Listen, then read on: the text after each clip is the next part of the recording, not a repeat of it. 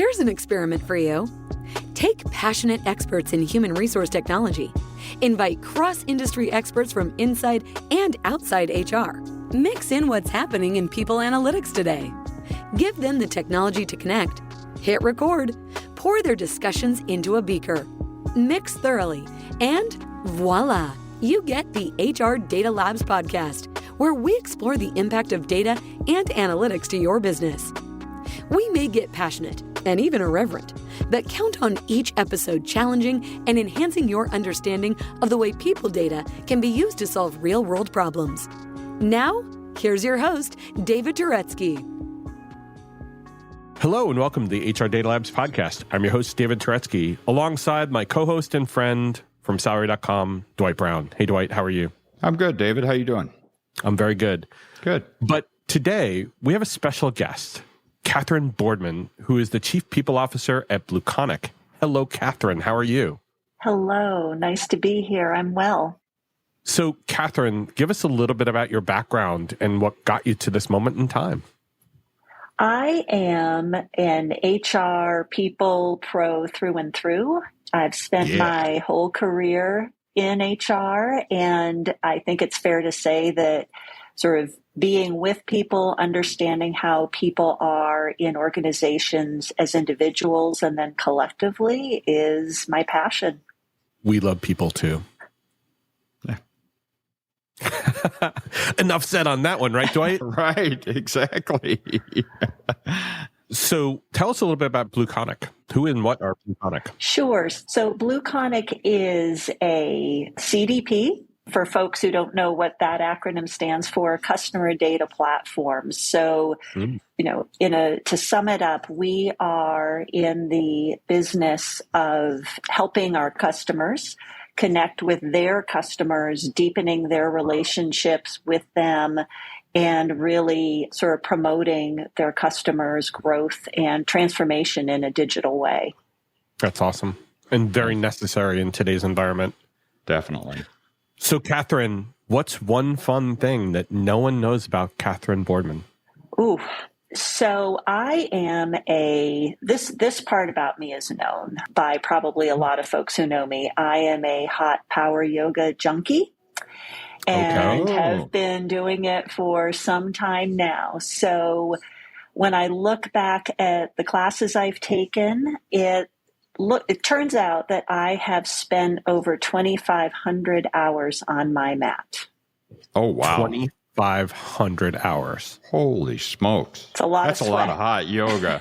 Yeah, that's a lot of sweat. Hopefully you've gone through different mats. Oh, so yes. that when you say mat? Okay. Okay. All right. Namaste. Namaste. That's one thing we've never heard before, Dwight. That's a good one. No, that is a good one. So would you say you're a relaxed person, Katherine? I would say that doing the yoga certainly has helped me have some moments of relaxation. I'm probably since hot power yoga is my preferred form of yoga, it does attract quite a lot of type A personalities because we're able to get our sweat on and then, in those last few moments have some nice shavasana, nice corpse pose. Got it. In the old days, people used to just go for what's called a schwitz, and that was good enough. Now you have to contort yourself and schwitz at the same time. And for those of you who don't know that terminology, that means sweat.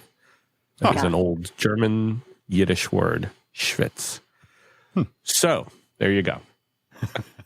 Now that we're all sweating as we approach. Right, exactly. I'm starting to feel a little hot in here right now. You're in Arizona. It's a dry heat. Yeah, I know. I've got no excuse. You don't. Well, you transitioned from Wisconsin, which is a dry cold. Minnesota, which is also Sorry, Minnesota. I apologize. Which is just a cold. It's not even a dry cold. It's just a cold. It's just cold. Bone chilling. Right. Now you're in the hot, but dry hot. So I always work in the extremes, one way or the other. Yeah, you can schwitz there too. You just have to make the wetness to get the schwitz. All right, enough on that. Our topic for today is a really cool one. We're going to be talking about remote work and making remote work in today's environment. Really excited about this.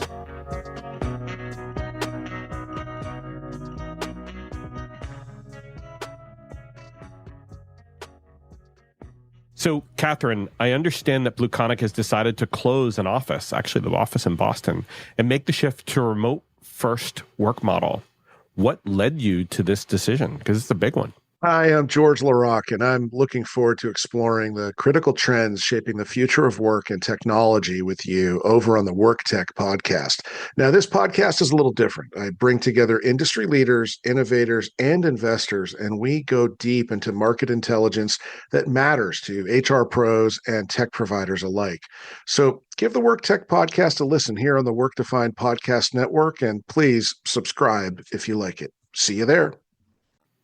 It is a big one. And the primary driver, if we sort of dial back a bit, was sort of how much work changed through COVID, through the pandemic. Certainly, like many companies and organizations, there was a period of everyone went home, stayed within their homes for a period of time.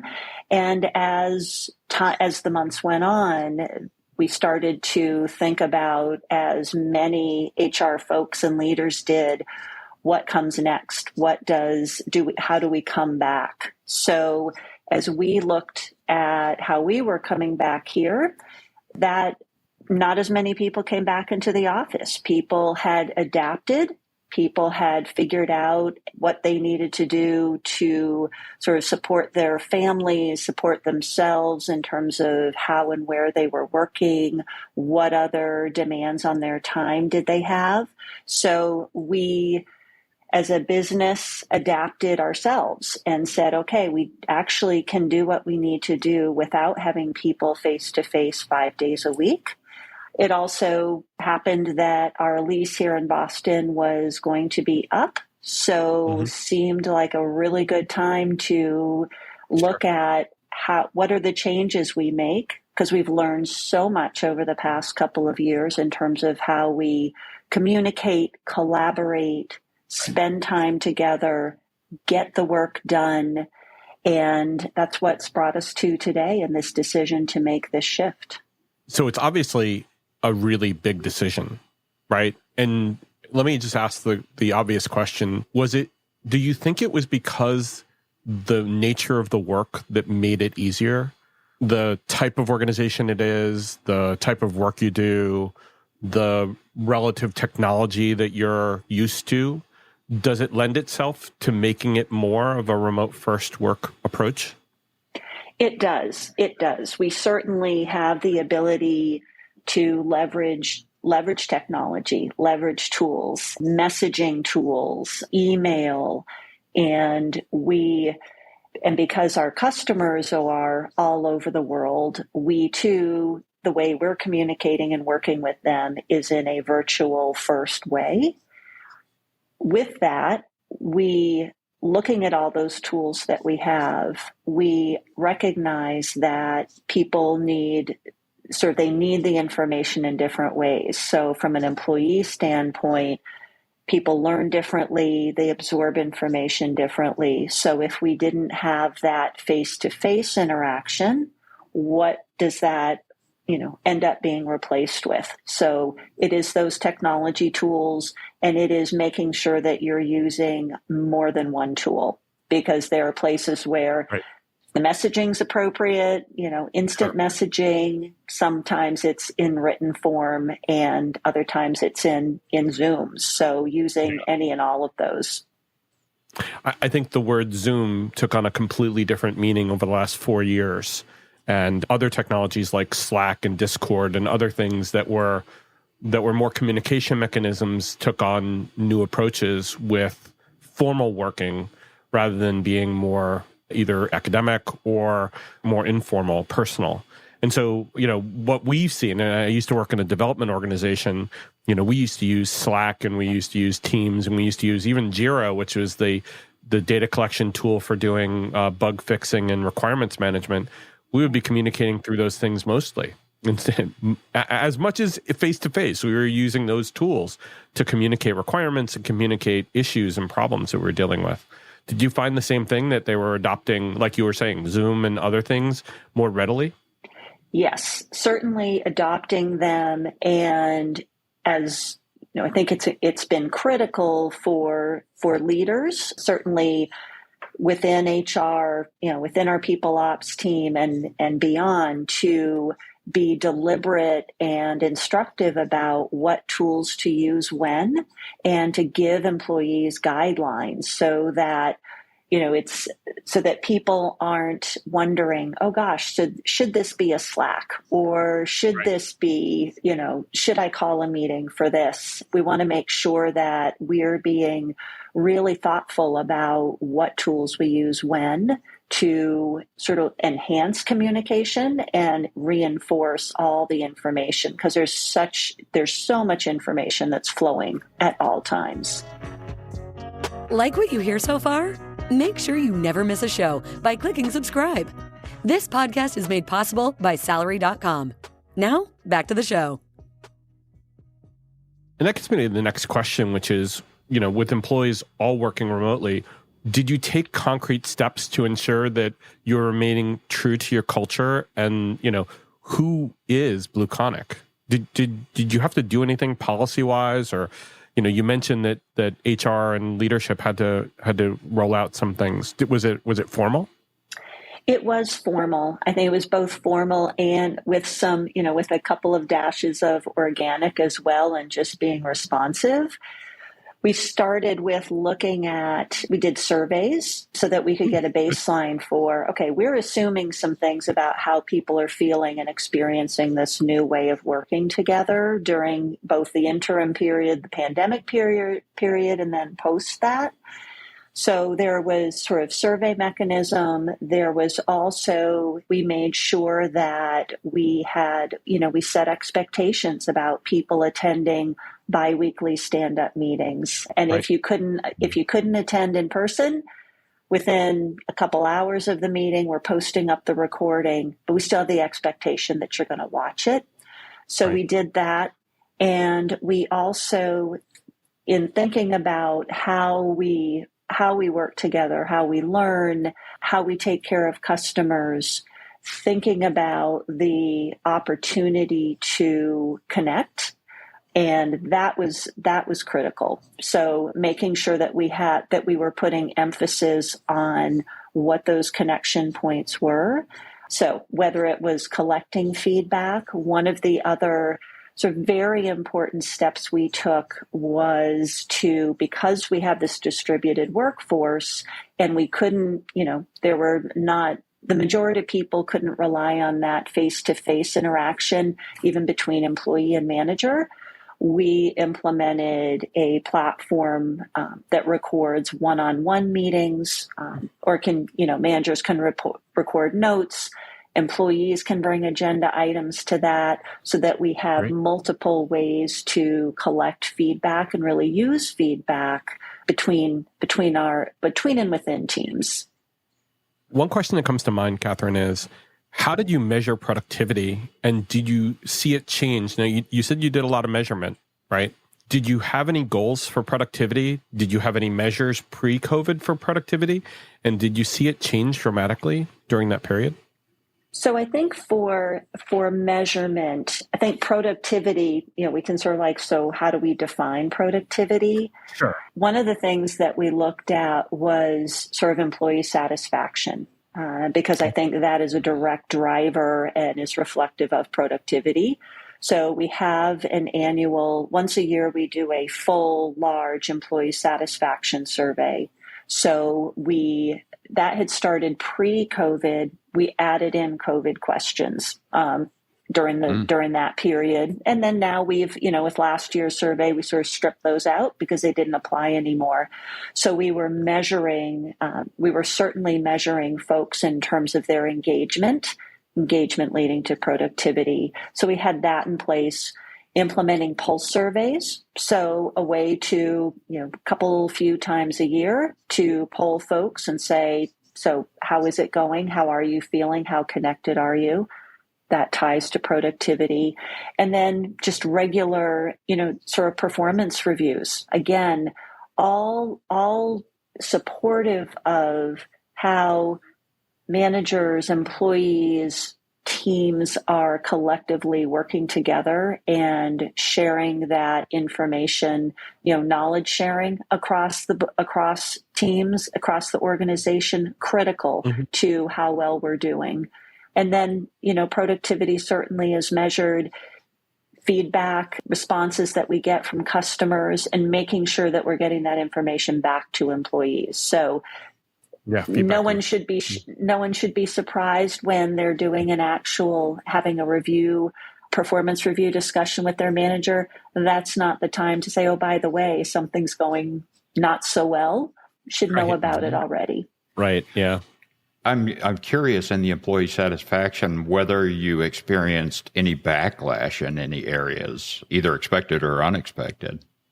I don't think it was backlash. I think in this organization, we were very aware and the impact that the pandemic was having on people and all the change, and that there is, I think, a greater sensitivity to change now. So change has always been around, right? Where everything's changing all the time. But I think that there was a period there for a couple of years where the changes were dramatic and they were significant for people. It was people's health, lives, livelihoods. So with that sensitivity, we made sure that we were really listening to people, and that any changes that we were making, for instance, with the change around closing this office, any future steps that we're taking as we imagine what the future of our work together looks like, it will be iterative. We'll be collecting feedback as we go, because we don't know exactly what it's going to feel like for people. So that approach is the one that we applied throughout the pandemic period, was asking people, how is this feeling to you? I think one example of what we did when we were starting to think about transitioning back into the office was we surveyed people, and that survey said, hey, how do you think you'll use the office? Will you be a, by definition, hybrid worker where you come in maybe 2 or 3 times a week, fully remote, or in every day? And what we saw in those results were that most people said, I'm going to come in 2 to 3 days a week. In actuality, when the doors reopened, that's not how often most folks were coming in. So it's like, oh, okay. So even what people had imagined for themselves, the landscape would be in their lives, once it says, oh, I have to commute, I have to get out of the house, I have to rearrange my yoga class schedule, my kids are still at home going to school. So, and that was okay with us. We said, okay, so let's adapt to that. So let's adapt to what's at hand right now. That makes sense. I mean, it's hard to look into the future, and especially when the environment around is continuing to change, and be able to predict exactly what it would look like for each of us personally. And, I think of the remote work that we do. I'm full remote. David's full remote. And there are days where I really miss seeing people. I'm a terrible introvert, but I still miss seeing people. I see you almost every day. I know, Zoom. But in person, it's that in person piece of things, in person, but I can also see where people would say, yeah, it'd be really nice to be able to see people in person. So I'd probably be there 2 to 3 days a week. But in reality, like you said, there are a lot of other factors sort of pulling people back. So, but it sounds like you looked at that and you continued to make the changes around that. And in response to sort of those changes and the closing of this office, what part of this imagining this next step and this next phase, we do have an office in the Netherlands, which is pretty populated. People came back to that setting and working together sort of more than they did here in the Boston area. So though we won't have a permanent office in Boston, we're thinking about that time in person together, that connecting live with one another is what we're hearing over and over again is what people really want. So it doesn't mean traveling, sort of a month, a week, a month, but it does mean being very planful and coordinating. And we're going to lean into this. And we've started to outline this and build out a structure of how do various teams, departments, groups come together, both in the Boston area, in the U.S., across the globe for us to work together and be able to have that sort of in-person connection time, which there's not one person that reports after they've had the experience of working together, even for a few hours face-to-face, a huge sort of boost in creativity, productivity. So we're going to lean into that. We're going to try that out. And again, we're going to go step by step, collect feedback along the way, analyze what's working, and sort of double down on those parts that, that we'll be having success with. And Dwight, I think we've seen this, that other organizations we've talked to say things like they now have subscriptions with WeWork or with Regus, where there's a common center that they can go to rent office space if necessary, for whether it's large projects or large meetings or things like that, where doing that in a mostly remote world doesn't really work. But finding those spaces to be able to collaborate, and not online, but in real person, IRL, is that what the kids say in real life? IRL. IRL, yeah. But to be able to have those workspaces. I mean, when we were growing up in business, the reason why I loved being in the office was there were staples there. There were notepads, there were pens, there was a closet to go to. I had a desk with a phone. Maybe there was a computer at that desk, but that's the reason why I had to go there, is because that's where all the stuff was. Nowadays, because we're not generating as much paper, printers and copiers and fax machines, let's just use that word, they're not as important. We have DocuSign now. So it is, to me, Katherine, to your point before, it's the ability to get that boost in creativity from the interaction, not because the paper clips are in the closet, right? Whereas I think it used to be the paper clips in the closet to go to work. I mean, yeah, I love dealing with the people, but the paper clips, they were the reason. I think what David is saying is that the change is hardest on all us old folks that are used to. Dwight, I wasn't going to say. Well, that's exactly what I was saying. Yeah. Well, and you and I have talked on other podcasts about that secure manila envelope that used to go inter-office with that little red thread. Remember that one, Katherine? I might remember that one. Yeah, it's confidential on the outside, and God help you if you opened up that secure red thread that went around the two posts. Good Lord. Hey, are you listening to this and thinking to yourself, man, I wish I could talk to David about this? Well, you're in luck. We have a special offer for listeners of the HR Data Labs podcast. A free half-hour call with me about any of the topics we cover on the podcast or whatever is on your mind. Go to salary.com/HRDL consulting to schedule your free 30-minute call today. So let's talk about some of the concrete steps or examples that you have of work activities and investments you're going to make sure that you can have more meaningful interactions across your organization. Are there examples or steps that you're taking? So in terms of how we'll collaborate in person and meet, we will certainly, there's natural rhythms and cadence to activities that are already going on. So this is about sort of not creating something from nothing, but thinking about what already exists in terms of our planning. So we have, in the beginning of the year, we do a revenue team kickoff. We did that this February. We'll do that. But now when we look at doing that next year, we'll say, okay, who are all the people that will come to that? And then who's sort of connected to that group that we should also invite, who will also benefit from that, sort of meeting with some of those folks on the revenue team. So what are those connections that we want to make sure that we're promoting? We also have, we do currently, because that's an in-person connection, we want to make sure that we continue to have sort of our remote interactions. For instance, we are doing, related to sort of, Pride Month this month, we're doing drag queen bingo at the end of the month, which if you haven't done that before, that's an amazing activity and just pure fun. So that's going on. Really, I can imagine, by the way, that being a ball. It's a blast. Yep. It is a blast. Yeah. Highly recommend.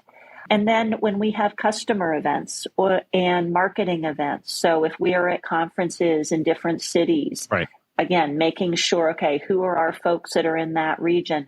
Let's bring them in to come in a day before or stay a day later, join the group, both for have some social time together and also just work, in a room together and share some ideas, even when those folks aren't on the same team. Sometimes those are the most valuable aha moment opportunities when someone in product is, chatting with someone on the account management team. They go, oh my gosh, yes. And what about this?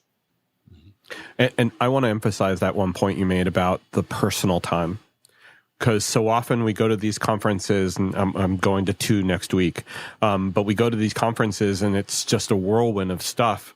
But if we don't have that time to actually have that in-person, personal, whether it's dinner or coffee or whatever, you really miss out on learning who these people are that you work with. And to your point, not just making the connections, but also just having a chat, just connecting as a person. It's unbelievably valuable. And so much great stuff happens out of those meetings where, people remember the connection that they made and they say, hey, there's something that came up. I remember I was talking to Dwight at that conference. I need to get his opinion on this because I know now he cares about this. So to me, that's just absolutely incredible. And it can be a quick walk around the block. I'm going to go grab a coffee. Want to join me? 10 minutes. Right. Yeah. Doesn't have to be long and involved. Or you don't have to go to the gaming tables in Las Vegas and lose a lot of money either, which has happened to other people who I won't call out on this podcast. So, Katherine, if you were talking to someone who was struggling with remote work, and, we know that there are those organizations that had teeter-tottered between fully remote, hybrid, and then the demand that everybody comes back in the office, and there were some famous demands of returning to work. What would your advice be, or what would be some examples of how you'd have someone, or you'd talk to someone about going through that thought process, with their culture, with the, where they are as a company from a maturity perspective? What would your advice be to those companies dealing with this remote work issue? Yeah, I think it certainly is multifaceted. So I always start with, what does the business need? So as for leaders, if you're demanding people be in office 3, 4, 5 days a week, if you are sort of saying, okay, now it seems like fully remote's a great idea, we're just going to do that. Take the time to understand, what does that mean? And why is that the requirement now? And wherever one lands, so assuming that was sort of a good, sound business decision, even if it's to say we're going to try this out for a period of time, because back to our sort of crystal ball, we don't know exactly how it's going to go. Depending on the type of business or organization, there's certainly that will sort of provide probably some guardrails and framework.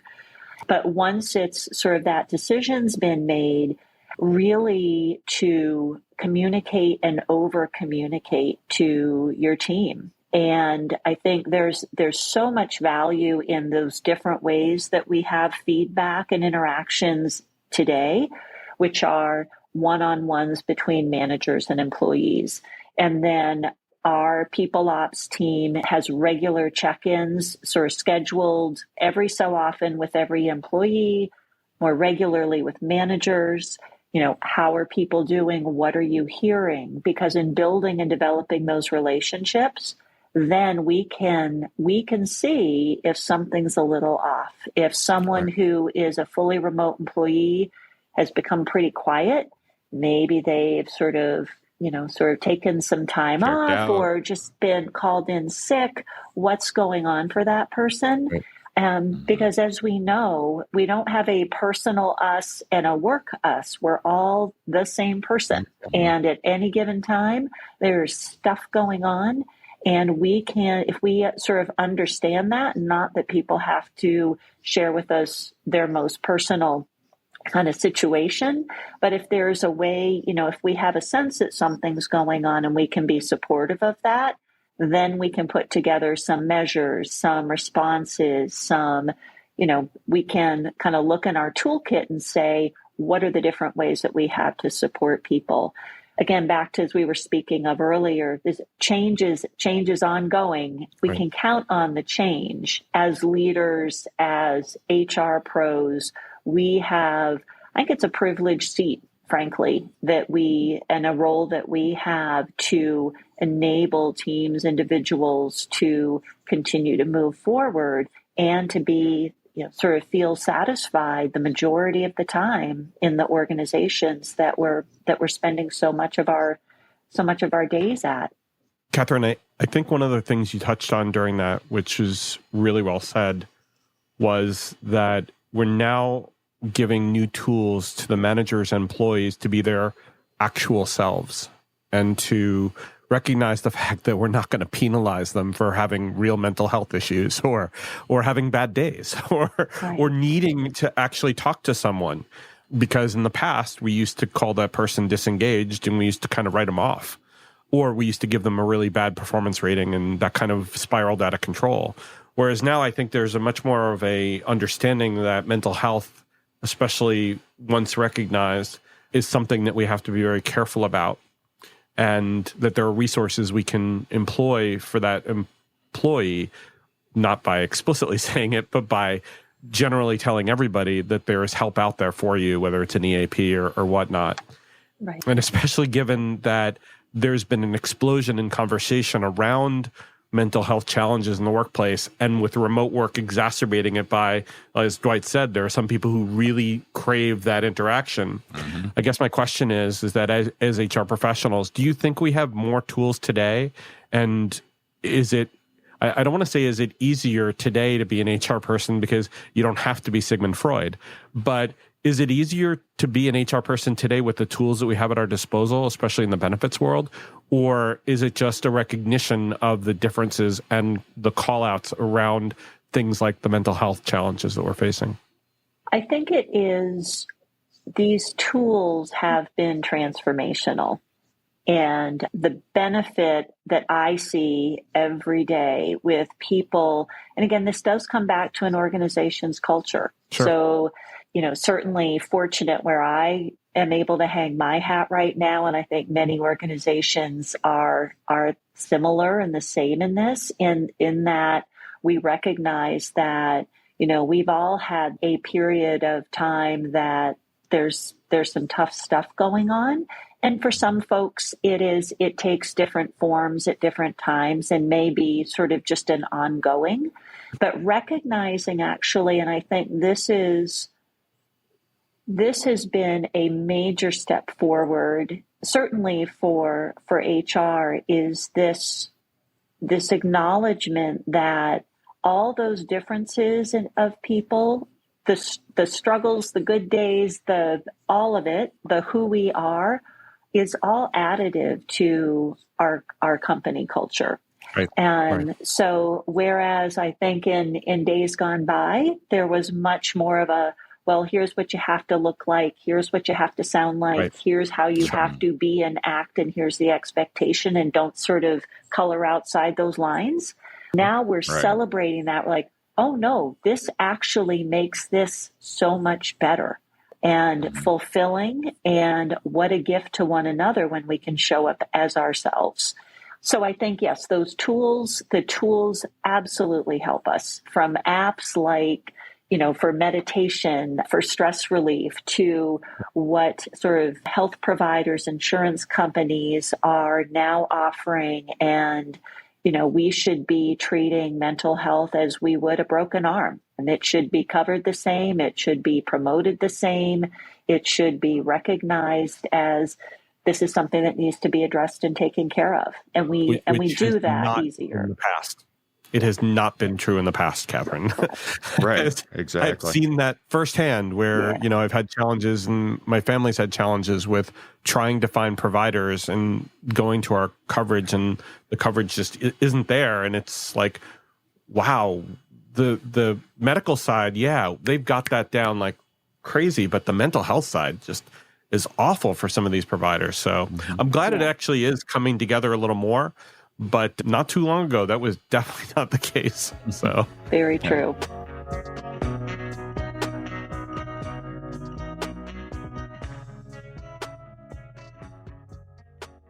So, Katherine, is there anything else that we wanted to cover? We've covered a lot about remote work, and it's been a fascinating conversation around why you've made that journey as BlueConic, but also the things that you've had to do to be able to help support the organization, stay true to its culture, and then as well, the things that you're doing and the investments you're making. Anything else you wanted to cover? I think I would just bring it back to, for HR teams, for people and talent teams, in working with their leadership to not be afraid to make some of these changes, to just try out some of these changes where it fits. Again, where it will fit in the business, and that it all starts with just a small step. So having conversations, why might we want to change this? What will the benefit be?